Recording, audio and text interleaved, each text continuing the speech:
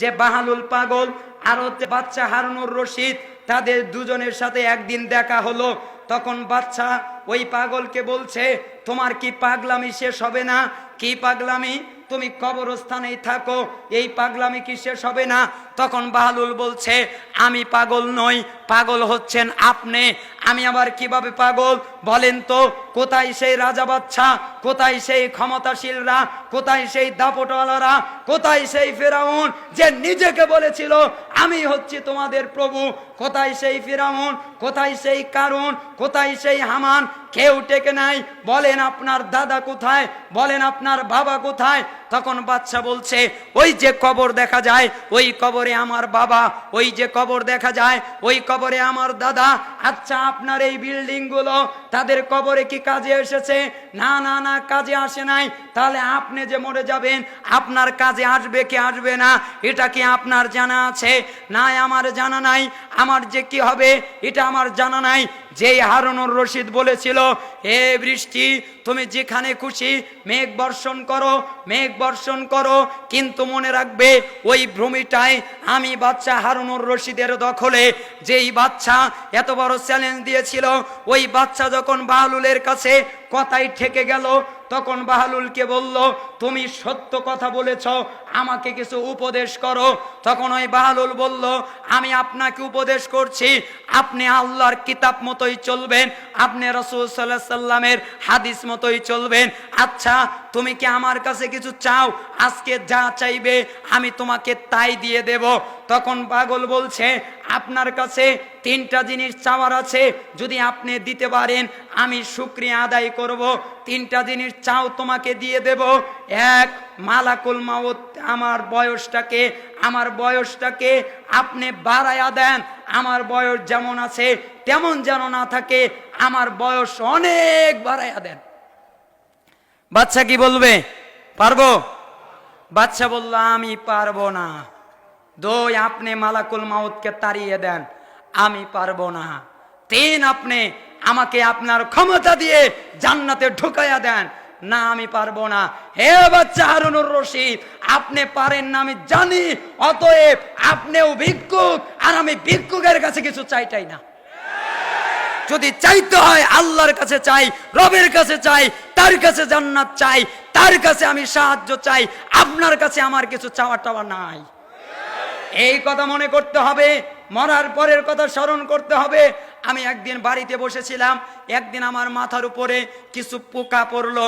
এদুর মরে গেছে, এদুর মরে গেলে এক ধরনের দুর্গন্ধ বের হয়, তারপরে আস্তে আস্তে পচে এক ধরনের কি বের হয়, পোকা বের হয়। তো ওই সামিয়ানা থেকে পোকাগুলো আমার মাথায় পড়ছে, বসে আছি। তখন আমি তাকায়া দেখলাম পোকাগুলোর দিকে, হায় রে, আমার যখন মৃত্যু আসবে, আমার দেহটা ক্ষয় হয়ে যাবে, আমার কেউ খোঁজ খবর রাখবে না, আমি দুনিয়া থেকে চলে যাব। তখন ওই হাদিসটা আমার মনে পড়ে গেল, মুস্তাদরেক হাকিম ৭৯২১ নম্বর হাদিস।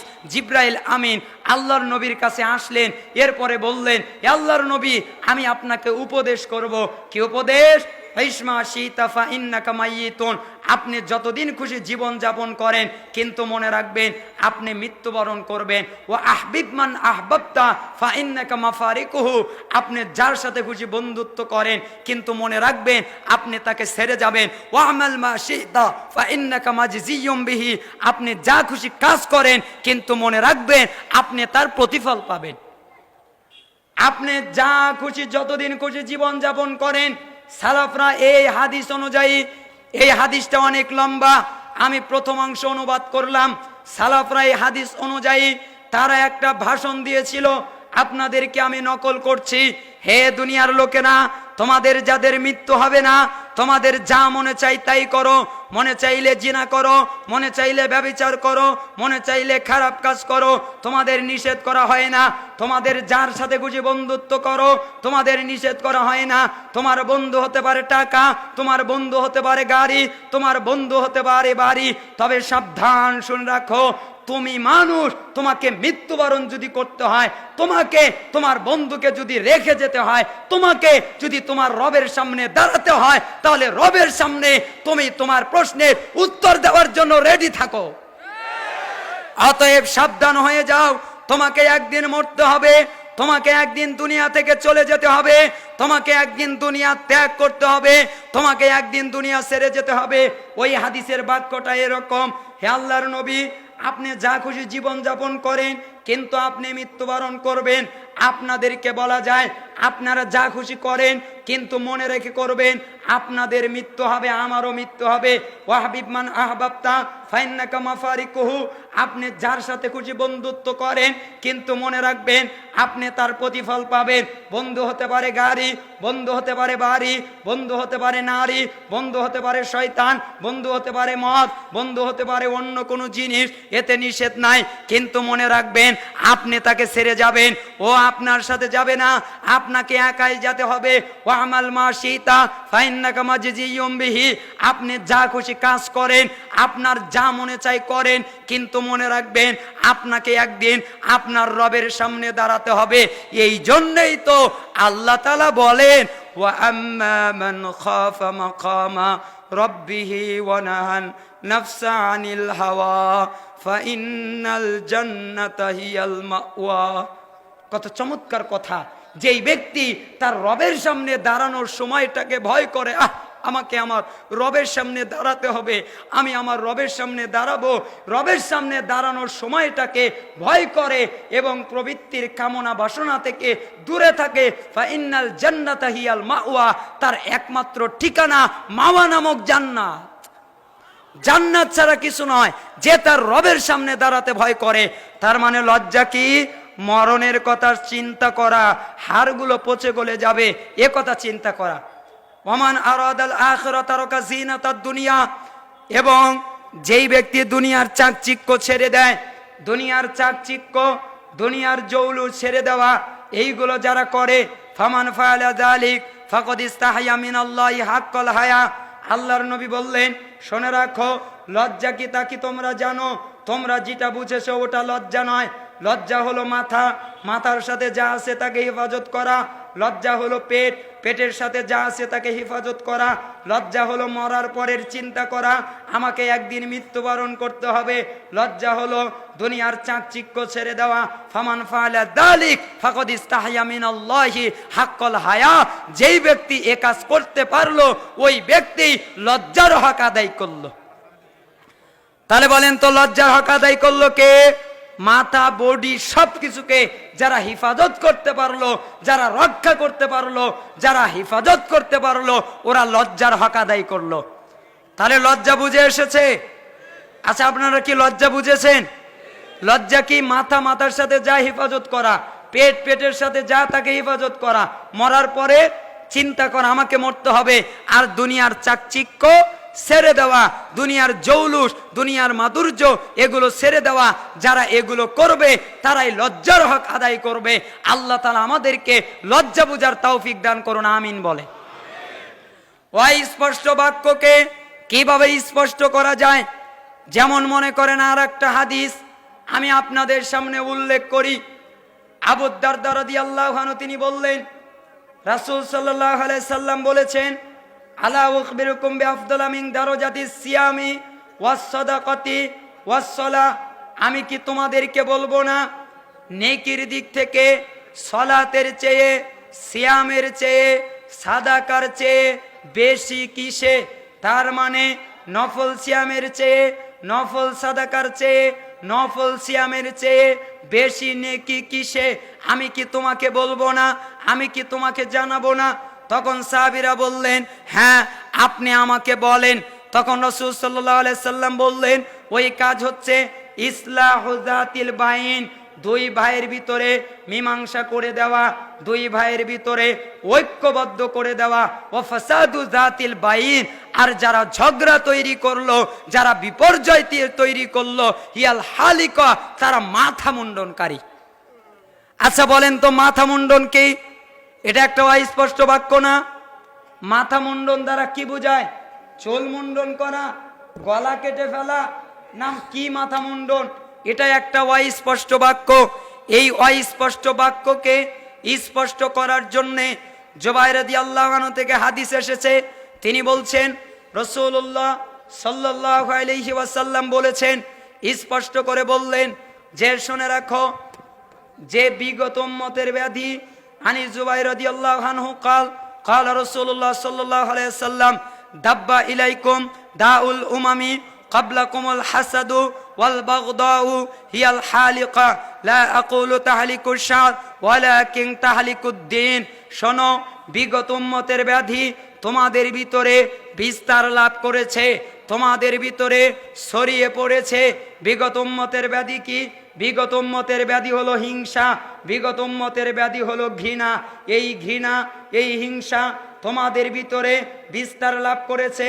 ইয়াল হালিকা, এটা হচ্ছে মুন্ডনকারী। লা আকুলু তালিকুশ শার ওয়ালাকিন তালিকুদ্দিন। আরে এই মুন্ডন দ্বারা আমি মাথা মুন্ডনকে বুঝাই নাই, আমি এই মুন্ডন দ্বারা দিনের মাথা কেটে দেওয়া বুঝিয়েছি। তার মানে এই মুন্ডন দ্বারা দিনের মাথা কেটে ফেলা। যারা হিংসা করে, যারা বিদ্বেষ করে, যারা ঘৃণা করে, তারা দিনের মাথা মুন্ডন করে ফেললো। আবু হুরায়রা রাদিয়াল্লাহু আনহু তিনি বললেন, রাসূলুল্লাহ সাল্লাল্লাহু আলাইহি ওয়াসাল্লাম বলেছেন, ইয়াকুম সুআযাতিল বাইন ফাইনাল হালিকা। তোমরা নিজেকে বাঁচাও দুইজনের ভিতরে শত্রুতা লাগানো থেকে, দুইজনের ভিতরে মারামারি লাগানো থেকে তোমরা নিজেকে বাঁচাও। দুজনের ভিতরে ঝগড়া লাগাইও না। কেন জানো? এই কাজ দিনকে ধ্বংস করা।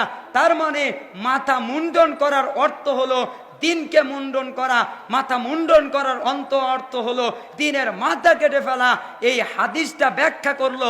তার মানে অস্পষ্ট হাদিসকে, যেই হাদিসের ব্যাখ্যা স্পষ্ট নয়, ওটাকে স্পষ্ট করার জন্যে স্পষ্ট বর্ণনা আনতে হয়। দলিল কোথায়? মিশকাতের 5034, 5038, 5039, 5041, তিরমিজির 2508, আবু দাউদের 4919, তিরমিজির 2509, আহমদের 1430, আরো অনেক কিতাবে রয়েছে। তাহলে তিনটা উদাহরণ দিয়ে আমি আপনাকে বুঝাতে চাইলাম যে হাদিসকে বুঝতে গেলে হাদিসের নীতিমালাতে, হাদিসের মানদণ্ডেই বুঝতে হবে। আল্লাহ তাআলা আমাদের তৌফিক দান করুন, আমিন বল। ইনশাআল্লাহ আপনারা কষ্ট পেলেন নাকি? এখন আমি বলেছিলাম 2-3টা পর্বে আমি কথা বলবো, তার একটা পর্ব শেষ হলো। হাদিস বুঝার মূলনীতি তার যতটুকু আলোচনা করতে পারলাম, সময়ও আমার স্বল্প, 1 ঘন্টা পার হয়ে গেছে, 1 ঘন্টা 19 মিনিট হয়ে গেছে। তো অনেক লম্বা সময় নিয়ে ফেলেছি। তো যাই হোক, আর বেশি সময় নিব না। অল্প সময়ে আপনাদেরকে কিছু নসিহতমূলক হাদিস অনুবাদ করে দিয়ে যায়, আপনারা যেন ওই হাদিস অনুযায়ী আপনাদের জীবনকে পরিচালনা করতে পারেন। আল্লাহ তাআলা সেই তৌফিক দান করুন, আমিন বলে। মুআয ইবনে জাবাল রাদিয়াল্লাহু আনহু তিনি বললেন, রাসূল সাল্লাল্লাহু আলাইহি ওয়াসাল্লাম বলেছেন, তিনি আমার কাছে আসলেন, এরপরে আমাকে 10টা কথা বললেন। 1, লা তুশরিক বিল্লাহি শাইআ ওয়াইন কুতিলতা ওয়া হুররিকতা। খবরদার, আল্লাহর সাথে কখনো শিরিক করবা না। যদি তোমাকে হত্যা করা হয়, যদি তোমাকে আগুনে জ্বালিয়ে দেওয়া হয়, তবুও না। ইব্রাহিম আলাইহিস সালামের মতো হও। ইব্রাহিম আলাইহিস সালামকে যখন বলা হয়েছিল তুমি শিরিক করো নতুবা তোমাকে আগুনে জ্বালিয়ে দেওয়া হবে, ইব্রাহিম আলাইহিস সালাম শিরিকের সাথে আপোষ করেন নাই, বরংস আগুনে জ্বালিয়ে যাওয়ার জন্যই রাজি হয়ে গিয়েছিলেন, কিন্তু শিরিক করেন নাই। যখন তাকে আগুনে ফেলে দেওয়া হলো, তখন আগুনটা তার জন্য ঠান্ডা হয়ে গেল। আল্লাহ তাআলা বললেন, আগুন তুমি ঠান্ডা হয়ে যাও। তাই হয়ে গেল। ইব্রাহিম আলাইহিস সালামের মতো নৈতিকতা তৈরি করেন, যদি হত্যা করা হয়, যদি আগুনে জ্বালিয়ে দেওয়া হয়, তবু শিরিক করব না। আল্লাহ তাআলা সব পাপ ক্ষমা করেন, কিন্তু শিরিকের গুনাহ নিয়ে মৃত্যুবরণ করলে আল্লাহ তাআলা এই পাপ ক্ষমা করে না। 2টা পাপ ক্ষমা হয় না। কোন সালাফরা বলেছেন 3টা। একটা হলো কুফর নিয়ে মৃত্যুবরণ করলে, আরেকটা হলো শিরিক নিয়ে মৃত্যুবরণ করলে, আরেকটা হলো মানুষের সাথে জড়িত পাপ নিয়ে মৃত্যুবরণ করলে। মানুষ যতক্ষণ পর্যন্ত ক্ষমা না করবে ততক্ষণ পর্যন্ত ক্ষমা হবে না। 2, ওয়ালা তাউক্কান্না ওয়ালিদাইক ওয়াইন আমারাকা আন তাখরুজা মিন আহলিকা মালিক। খবরদার, পিতা মাতার অবাধ্যতা করবা না। যদি মাতা পিতা তোমাকে তোমার পরিবার পরিজন ধন সম্পদ ছেড়ে দিতে বলে, তুমি তোমার পরিবার পরিজন ধন সম্পদ ছেড়ে দেবে, তবেও পিতামাতার সাথে খারাপ আচরণ করবা না। হে যুবক ভাই, আপনার কি হলো? আপনি আপনার ভাই, আপনি আপনার বাবার সাথে, আপনি আপনার মায়ের সাথে কেন খারাপ আচরণ করলেন? আপনার ছোটবেলার কথা মনে নাই? আপনার যদি মনে না হয়, আপনার স্ত্রীর দিকে আপনি তাকাবেন, আপনার বাচ্চার দিকে আপনি তাকাবেন। আপনার স্ত্রী, আপনার বাচ্চা, এই দুজনের দিকে রাত্রে, গভীর রাত্রে তাকিয়ে দেখবেন কিরকম তাদের ভিতরে ভালোবাসা। বাচ্চা প্রস্রাব করে দিয়েছে, মা গালি দেয় নাই, আর একটা বিছানা বিছিয়ে দিয়েছে। আবার প্রস্রাব করেছে, মা গালি দেয় নাই, আর একটা বিছানা বিছিয়েছে। আবার প্রস্রাব করেছে, মা গালি দেয় নাই, আর একটা বিছানা বিছিয়ে দিয়েছে। এভাবে বিছানা বিছাতেই আছে। শেষ পর্যায়ে যখন বিছানা নাই, তখন মা ওই সন্তানকে তার বুকের উপরে নিয়েছে, বুকের উপরেও প্রস্রাব করে দিয়েছে, সন্তানকে গালি দেয় নাই। ওটা হলো মা। ওই মাকে কষ্ট দিও না, জান্নাত হবে না। তাহাজ্জুদ তোমাকে নিয়ে যাবে না। তাহাজ্জুদ পড়লেও তুমি আল্লাহর আযাব পাবে, দুনিয়াতেও পাবে, মরার পরেও পাবে। আল্লাহ তাআলা তোমাকে হেফাজত করবে। এই জন্য আপনাকে এই কাজ করতে হবে। আল্লাহ তাআলা তৌফিক দান করুন। ওয়ালা তাউক্কান্না ওয়ালিদাই কয়না মারাকান তাখরুজা মিন আহলিকা মালিক, পিতামাতার অবাধ্যতা করবেন না। ওয়ালা তাতরুকান্না সলাতান মাকতুবাতান মুতাআম্মিদান ফাইন্না মান তারাকা সলাতান মাকতুবাতান মুতাআম্মিদান ফাকাদ বারিয়াত মিনহু জিম্মাতুল্লাহ। কখনো ইচ্ছা করে ফরজ সালাত ছেড়ে দিবা না। ইচ্ছা করে ফরজ সালাত ছেড়ে দিলে আল্লাহ তাআলা জিম্মা উঠে যায়, অতএব জিম্মাদারিত্ব উঠে যায়। আমরা ইনশাআল্লাহ ফরজ সালাত পড়ব, রাজি আছে তো সবাই? কেউ ত্যাগ করবো না। আল্লাহ তাআলা আমাদেরকে কবুল করুক, আমিন। আল্লাহ তাআলা আমাদের ফরজ সালাত ত্যাগ না করার তৌফিক দান করুন। আল্লাহ তাআলা আমাদের অন্তরে ঈমান বদ্ধমূল করে দিন। এই দাওয়া দাবি রেখে এখানে আমার আলোচনা শেষ করছি। ওয়া আখিরু দাওয়ানা আলহামদুলিল্লাহি রাব্বিল আলামিন। ওয়াসসালামু আলাইকুম ওয়া রাহমাতুল্লাহি ওয়া বারাকাতুহু। অনেক জায়গায় গেলে মানুষেরা আতঙ্কে থাকে আমাকে নিয়ে একটু। আমি বিতর্কিত মানুষ তো, কাকে না কাকে গালিগালাজ করি, অনেকেই তা মনে করে। আসলে আমি কাউকে গালি দিতে আসি নাই। অনেকেই বলে যে আপনি কি দিয়ে কথা বলবেন। আমি তো ওটাই কথা বলবো, কাল আল্লাহ, আল্লাহ তাআলা যা বলেছেন, কাল আর রসুল, আল্লাহ রসুল যা বলেছেন। এবং সালাফি মানহাজ, সালাফি নীতিতে যেইভাবে আছে আমি চেষ্টা করি ওইভাবে চলতে। অনেকেই বলে যে সালাফিতে আমরা আছি, সালাফি দাবি করি, কিন্তু সাহাবিরা কি বুঝলেন, তাবিরা কি বুঝলেন, তাবে তাবিরা কি বুঝলেন, এটা আমি একটু খোঁজার চেষ্টা করি। হয়তোবা দু একটা জায়গায় ভুল ত্রুটি হয়ে যেতে পারে। কেন? আমি মানুষ। কেন ভুল হতে পারে? আমি মানুষ। আর মানুষের একটা আচরণ, মানুষের একটা খাসলত, মানুষের একটা বৈশিষ্ট্য, তারা ভুল করে, তারা ভুলে যায়। যদি মানুষেরা ভুল না করত, তাহলে আল্লাহ তাআলা মানুষ তৈরি করত না।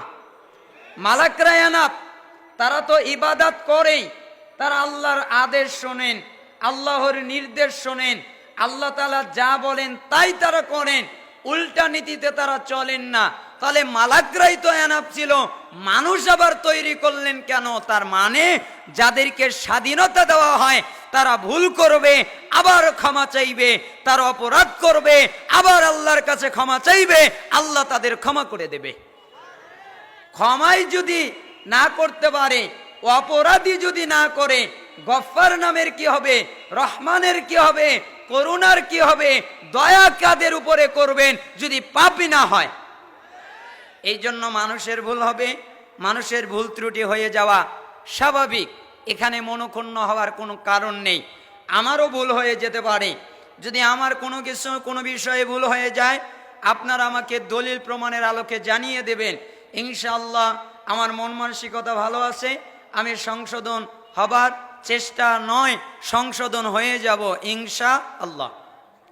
প্রথমে আসি দলিল বা আয়াত বা দাওয়াতটা কিভাবে হবে। আপনাদের কাছে দাওয়াত হবে সূরা ইউসুফের 108 নম্বর আয়াত অনুযায়ী। 108 নম্বর আয়াতে কি আছে?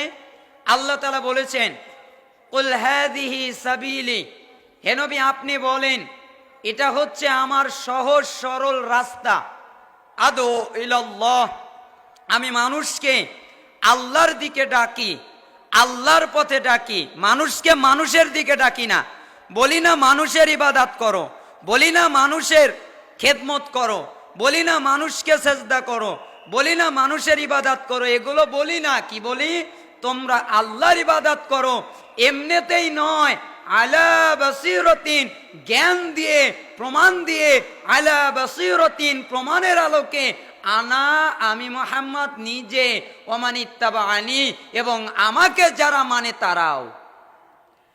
তার মানে আমার দাওয়াতটা হলো সোজা পথে, 126 তরিকা নয়, 4 তরিকা নয়, বাতিল তরিকায় নয়, অন্য পথভ্রষ্ট নীতিতে নয়, অন্য কোনো তরিকায় নয়।